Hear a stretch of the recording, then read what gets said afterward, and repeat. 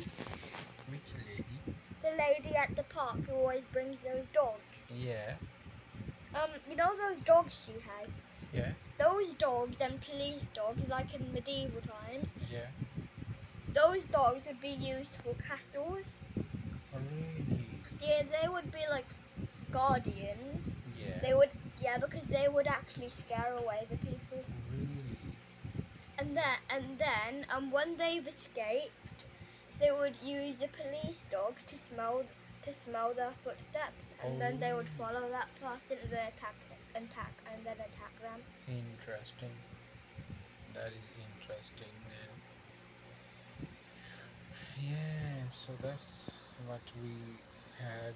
We had a doggy. We used to look after me, and also had a cat who would play with me because there was no other little child in the house to play with me. So the cat used to What live in about Dr. he Carson? used to live in a different city because I used to live with my granny and granddad, and Chachu Qasim used to live with his mom and dad. Yeah, didn't Dr. Carson live in the bar? He lived at Darbar Shir, and I lived in Sargodha. That's another city, Sargodha. And he Um, lived in Jang, which is a different city. Baba, Yeah. what is can you tell me about the city you lived in? I lived in a city called Sargodha, which is where my granddad and my grandmom lived. And my granddad was a mosque imam, so he was like the leader of the mosque, and our house was next to the mosque.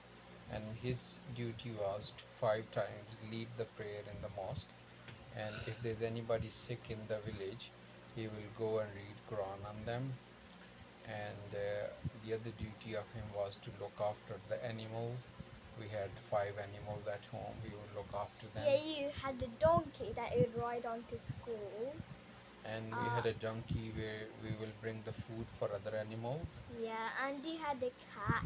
We had a buffalo, a massive buffalo. Yeah, who would because you eat. always fed it roti. We roti, halwa. She used to eat. She used to eat salan. Yeah, even though they don't like them. Oh, she loved it. Yeah, normally they don't like it, but then because you kept on giving it to her, yeah, she got used to it, and now she really likes it. Oh, she loved it. And then we had a cow as well. Baba, Yeah. do you think those animals that you had, do you think they would still be alive? Oh no, the animals must have gone. They are no longer there. Our house is no longer there as well. Is that mosque there? The mosque is there, but they have extended it. So our house is all now part of the mosque. Oh. And Wait, does the mosque still look the same? No, they have redesigned it. So they demolished the old mosque and they rebuilt the new one. Wait, so when they demolished it, did they demolish your house as well? Yeah, they did. So my room where I used to sleep with my Dadi Amma and Dadabu, and they had built a little, they had a little bed for me, and they had a little bag for me, and Wait, but Baba, when your house got demolished, how old were you? when I was there, they didn't demolish, but when I left the place and I went to Saudi Arabia, I think then they later on demolished it. So how old were you then? I must have been around 25, I think, when they did that. But then my Dadabu also left the city, and then he went to Allah Subhanahu wa Ta'ala. Have you seen his picture? No. Oh, I'll show you one day. Can you show me it now? I'll have to find out. He was a lovely man. He was really nice man. And you told me that you had another grandfather, great one, that was fighting in World War II. So he was my. What was he? Was he what person was he in the battle? Was he a commander, an officer? What was he? I think he was a very simple man. He must be a, Then he must have been a commander. I don't actually know that. But Baba, all then I he know must is have, a very Baba, honest and simple man he was. Baba, then he must have been a commander. Yeah. Because commanders are people who join the army, but they do fight, but just not as much as the other people, because they might not be that good. And they would actually tell other people what to do.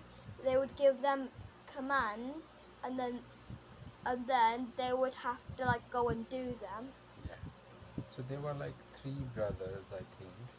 So one, the name was grandfather Fazl Ilahi, may Allah bless him, may Allah be pleased with him. So he was the one who fought in the army, Did and he then survive all of World War II? he did, and then he That did. was 6 years. Baba, that was the day. Did you know how? Because that was actually really surprising because in World War II it was actually the most deadliest war, and did you know that in World War II? Wait, Baba. Yeah. Um, because World War II was when we declared war on Germany, because Germany started fighting, like attacking Poland. When we declared war on them in 1940,